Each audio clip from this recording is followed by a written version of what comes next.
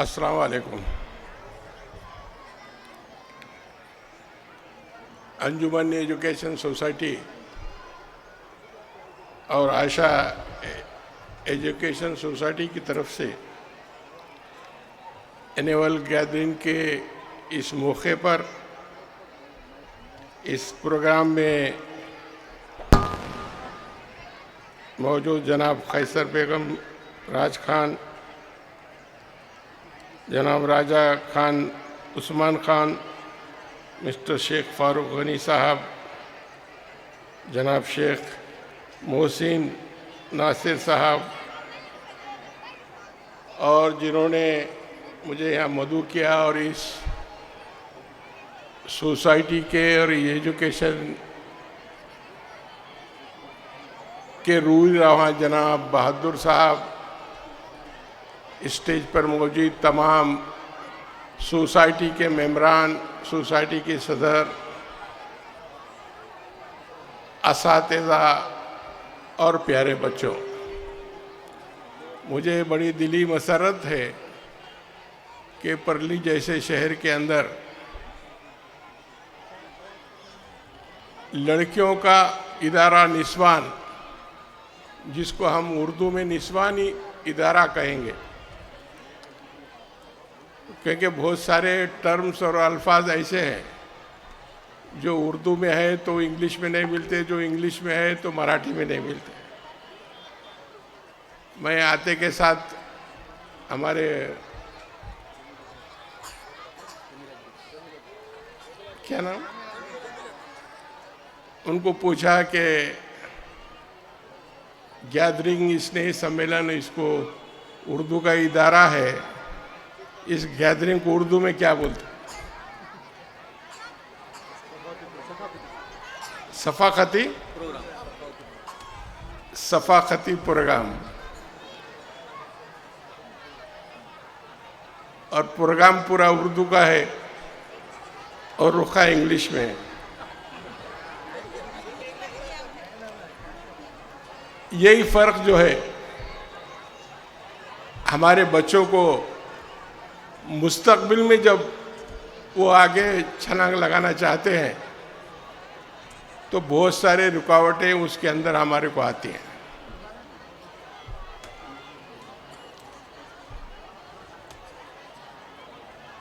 दो 2006-07 के अंदर मैं विधानसभा में आमदार था और महाराष्ट्र के वजीर दाखिला जनाब आर पाटिल साहब, उन्होंने पुलिस भर्ती निकाली थी और उस पुलिस भर्ती में मुस्लिम बच्चे बहुत सारे नाकाम हुए थे। पहली भर्ती थी तो उस भर्ती में लोगों ने कहा कि मुसलमान बच्चों को खास तौर पर फेल किया जा रहा है, इस तरीके की आवाज़ उठी। और जब हम पूरे मुस्लिम एमएलओ का शिष्टमंडल आर पाटिल को मिला और उन्होंने कहा कि भाई जितने भी मुस्लिम बच्चों ने पेपर दिए उन सबके पेपर मंगवाए। और कुछ बच्चे ऐसे थे कि ग्राउंड में उन्होंने 76% मार्क लिए, लेकिन लेखी परीक्षा में उनको 13 मार्क मिले। तो जब वो हमारे को बुलाया और जब हमने सब देखे तो हमारे को इस बात का एहसास हुआ कि वो तमाम बच्चे उर्दू मीडियम के थे।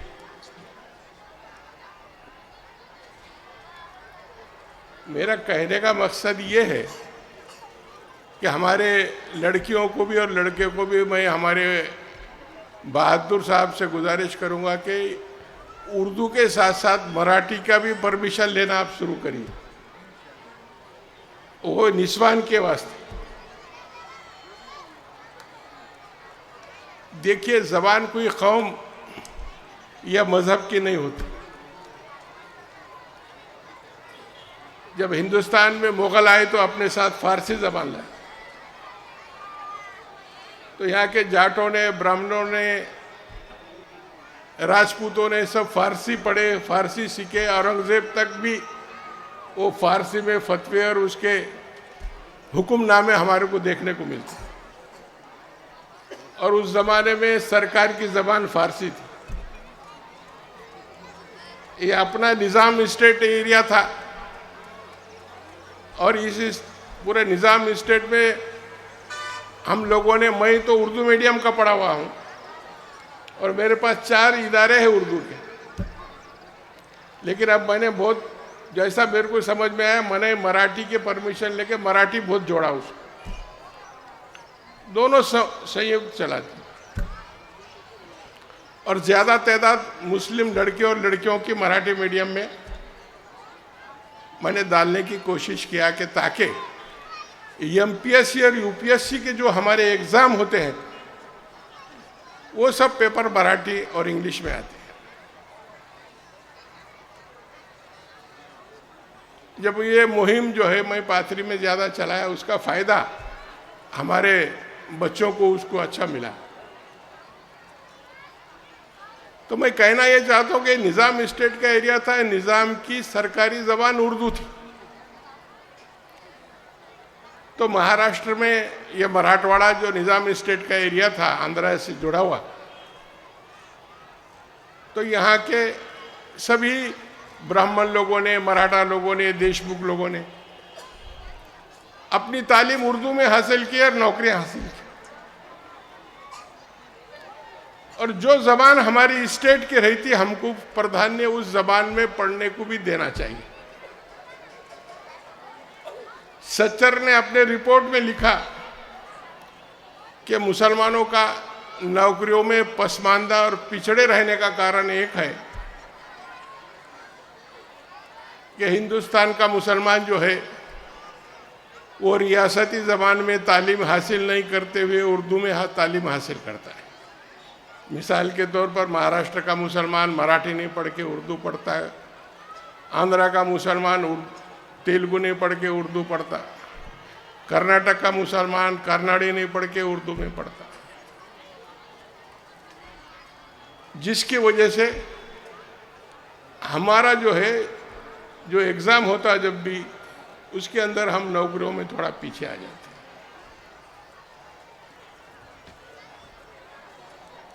तो हमारे को ये जिम्मेदारी है कि हमको, जैसा हमारे बहादुर साहब ने बोले कि सेमी इंग्लिश करें, बड़ी खुशी की बात। उर्दू के साथ आप मराठी के बजाय इंग्लिश को ज़्यादा जोर दें, ताकि हमारे बच्चे मेडिकल को, इंजीनियरिंग को, एमपीएससी को, यूपीएससी को जा सके। और ये बहुत ज़रूरी है। मैं एक स्टेट केरल और तमिलनाडु ऐसा देखा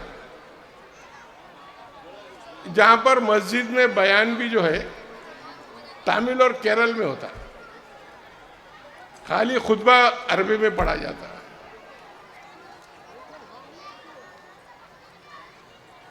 एक बार मैं मद्रास गया, चेन्नई, और हम वहाँ लाज ढूंढ रहे थे। हमने पूछे हिंदी में, उर्दू में कि भाई यहाँ अच्छी लाज होटल कहाँ है।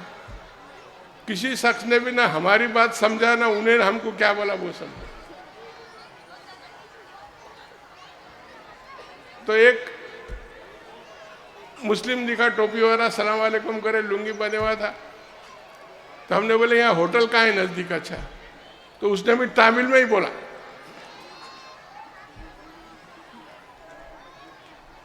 एक बच्चा पैदल हज को गया था, आपको याद होगा, केरल का। उसको उर्दू है, हिंदी नहीं आती थी बात, बड़ी टूटी फूटी जबान में करता है।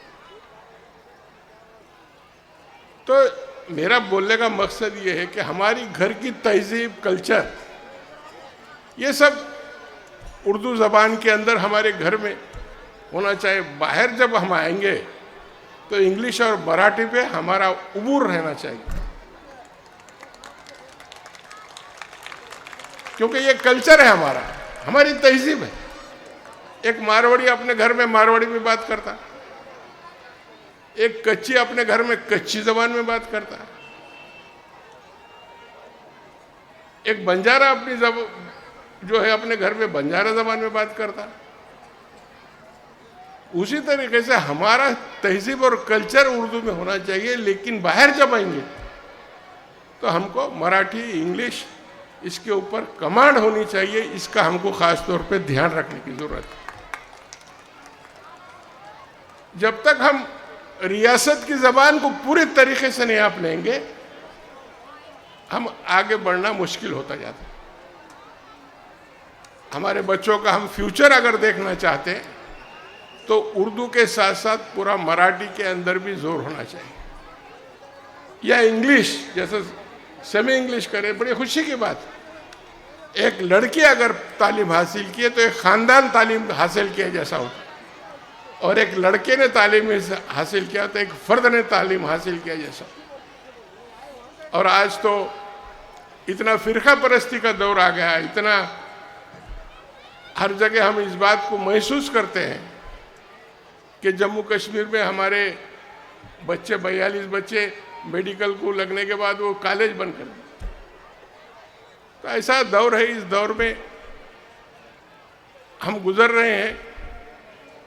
ये दौर भी जो है निकल जाएगा, लेकिन हमको, हमारे कौम को, हमारे समाज को आगे बढ़ने के लिए उर्दू के साथ साथ मराठी और इंग्लिश ये ज़बान पर बहुत ज़ोर होना चाहिए, जिसकी वजह से हमारे बच्चों का मुस्तकबिल कामयाबी की तरफ गामज़न रहे। बहादुर साहब जैसे लोगों ने परली में इतनी बड़ी तादाद में, मैं पूछा कि 5 इदारे हैं यहाँ पर, लेकिन आपका इदारा जो है लड़कियों की तालीम का है, और बड़ी तादाद में शहर में बड़ा ताल्लुक़ है, आबादी मुस्लिम समाज की ज़्यादा है। तो बड़ी अच्छी बात है कि हमारे लड़कियों को दीनी और दुनियावी तालीम दोनों भी इस मदरसे में, और अपने तकरीर में पूरा उन्होंने इस्लामिक कल्चर से भी जुड़ा हुआ बात उसमें रखी, और मैं भी दीनी तालीम के से जुड़ा हुआ इदारा। आपने अपने तकरीर में कहा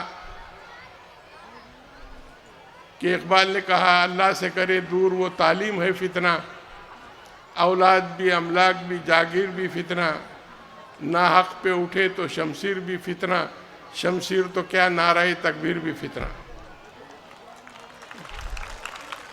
अल्लाह से दूर करने वाली तालीम हमारे को नहीं होना, इसका हमको ख्याल रखना है। फिर बाकी कौन सी तालीम आप हासिल करो, हुजूर के हदीस है कि आपको इल्म हासिल करना है तो चीन तक जाओ। तो उस जमाने में चीन क्या तालीमी मरकज होगा, दीनी तालीम का थोड़ी मरकज था। हमारे उलमाओं को भी मैं हमेशा ये बात कहता रहता हूँ कि आपके इदारे हैं, आपको बहुत दिनों के बाद जागृत आ गई, आपको होशियारी सूझी कि अब तुम परमिशन मांग रहे स्कूल को। अब सरकार ने तो बहुत उसको आटी शर्ती लगा दी। अगर पहले से आप कोशिश करते तो आपके कितने बड़े इदारे हो जाते और कितने बच्चे मुस्तफिज होते। आपके पास तो क़याम ताम से बच्चे रहते। बहरहाल आज के दौर के अंदर हमारे पास वही एक बड़ा हथियार है कि हमारे बच्चे तालीमी ज़ेवर से आरास्ता हों। हमारे बच्चों को अच्छी तालीम, भले ही आप उर्दू में पढ़े, लेकिन उसके साथ साथ इंग्लिश और मराठी में भी जोर दिए। मैं हमारे असातिज़ा, हेडमास्टर और हमारे सोसाइटी के मेम्बरान से भी कहूँगा कि इसके साथ साथ मराठी के ऊपर भी आप जोर दीजिए, इसके साथ साथ इंग्लिश पर भी जोर दीजिए, ताकि हमारे बच्चियों का मुस्तकबिल तारीक ना हो और वो आगे बढ़ सके। आपने देखा होगा कि सोफिया कुरैशी नाम की जो एक लड़की है जो हिंदुस्तान के मुसलमानों का सर ऊंचा करे। तो ऐसे हमारे बहादुर लड़कियां बहुत है जिनके अंदर जज्बा है, लेकिन उनको मौका मिला और हम उनको मौका भी फराहम नहीं करते। तो हमको मौका फराहम करना है, होशियार लड़कियों को आगे बढ़ाना है, वो आगे जा सकते हैं तो उनको मदद करना है। और मैं अपनी तकरीर को ज़्यादा नहीं कहते हुए हमारे बहादुर साहब को मुबारकबाद देता हूं कि आप सीनियर कॉलेज, जूनियर कॉलेज, बड़ा कॉलेज, वो आगे भी आप ले जाइए ना इसको। बहुत यहाँ पर क्या स्पीड ब्रेकर दे दिया आपने।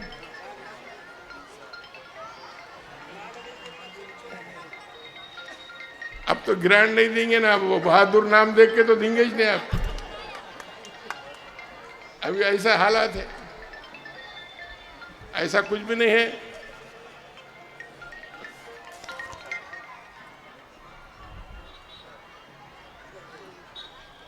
ये भी दौर जो है, एक जो है जिगर मुरादाबादी का शेर है, तलेशा फिराक से घबराना ना है जिगर, ऐसी भी कोई रात है जिसके शहर ना हो। ये भी दिन है, गुजर जाएंगे। लेकिन हमको तालीमी जेवर से हमारे समाज को, हमारे काम को आरास्ता करने की ज़रूरत है। इन्हीं अल्फाज के साथ मैं अपनी तकरीर को ख़त्म करता हूँ और मैं तमाम बच्चे और बच्चियों से इस बात की उम्मीद रखता हूँ कि आपका मुस्तकबिल रोशन हो, आप अपने समाज की, अपने कौम की, अपने मुल्क की नाम रोशन करें और आगे बढ़ते रहें। खुदा हाफिज़। जज़ाकल्लाह। अभी आप मोहतरम को समाअत फरमा रहे थे। अब मैं तमामी मेहमानान का से माफ़ी चाहता हूं जो बोलने के ख्वाहिशमंद थे। अब यहाँ पर जो है तो इस गैदरिंग का इफ्तिताह होगा। तमामी मेहमानान से गुजारिश है कि आप रिबन कट करके इस सकाफती प्रोग्राम का इफ्तिताह करें।